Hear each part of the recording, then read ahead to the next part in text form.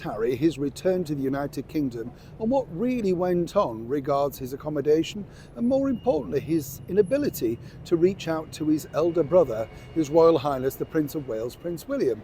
As ever, let me explain. Morning, good to see you, chums. Thank you for joining me. It's lovely here, isn't it? This is a posh hotel, by the way. Very posh, yes.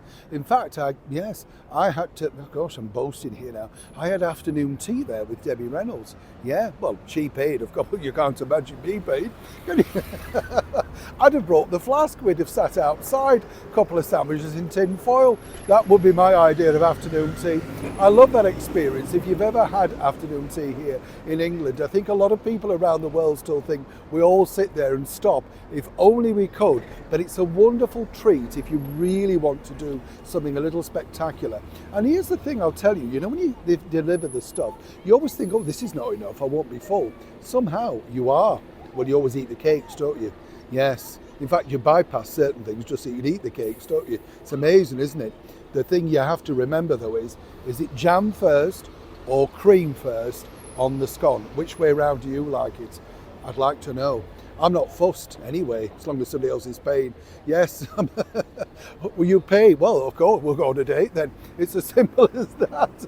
Let's get back to your royal story of the day. Now, this particular story emerged over the weekend regarding the return of the errant royal, should we say, Prince Harry, the Duke of Sussex, who's still battling it out, of course, to try and get some security when and if and how he and his wife decide to come back over here to the United Kingdom. And you might say, well, that's their prerogative. It's not going down well with the British taxpayer, and indeed the Home Office currently are mulling it over at great relish, as you can imagine.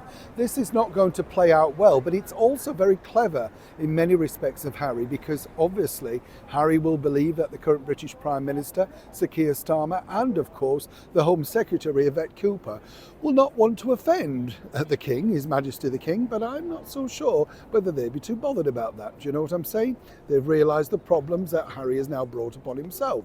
But the story goes that Harry decided to live out near Windsor, arriving 4 days in advance, so that, of course, should the call come through for William and Catherine to invite him over, then he was available. Apparently he was staying at this particular hotel, the Cawthorne Hotel, very posh. I should know, many years ago I worked there at a function. Very nice indeed, in Royal Ascot in Berkshire, depending on where you come from. You know what I'm saying? This is exactly how it's very hard for people to understand the way we spell things, obviously.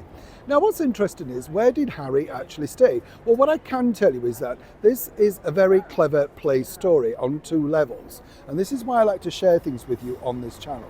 This is because you see Harry and Meghan, and as ever we have to say allegedly, would very much like this story to fly off. There was Harry, of course, trying to reach out, but he was very much further in town. I can tell you that 100%. There was no way that he was staying in that hotel. What actually happened was some of his people went to the hotel to check out security agreements, right? And where it gets even more interesting is, of course, that once that got out, and once, of course, somebody said, hey, we're here because we want to see if it could be suitable or not, well, that's the deal. Now, of course, by claiming that Harry wanted to be near his elder brother, is a bit strange in a sense, because he wouldn't need to do that. He is being offered accommodation inside Buckingham Palace, St. James's Palace, but not at Windsor Castle. So when you read these stories, fear not, I will always check in them for you, because of the time scale that he had to leave to be in court, which was around about 10, 11, it's too far out, going out to Windsor is about 25 minutes, 40 minutes by car, depending on traffic. You couldn't risk being late, and even he wouldn't want to be late for such an important meeting. So consequently, well, people are picking up on this story and saying, oh, that's where he was. What I would suggest is it's simply merely another decoy, and making sure, of course, he gets reattached to the monarchy, to the royal family, and to his elder brother for positive headlines. Moving away from the shambles that is Centre Barley. Neil Sean, Haymarket, London.